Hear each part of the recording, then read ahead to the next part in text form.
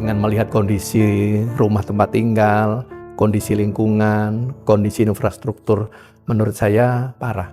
Yang PKL dilatih secara offline di STIS, secara paralel kita menyelenggarakan pelatihan online untuk calon petugas. Kalau ke Aceh itu saya 2 kali sesungguhnya ya. Tapi untuk yang pertama kali itu saya kemari diajak rombongannya Bapeda Papua.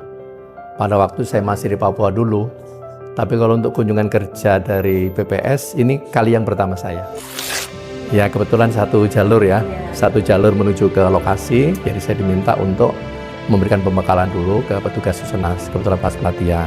Di tempat pelatihan itu kan tempat penginapan ya. Ada beberapa teman-teman PKL STIS yang menginap di penginapan itu. Pas yang itu juga mereka sedang isoman, jadi setelah memberikan pembekalan di pelatihan Susenas, sempat ngobrol-ngobrol dengan teman-teman PKL STIS.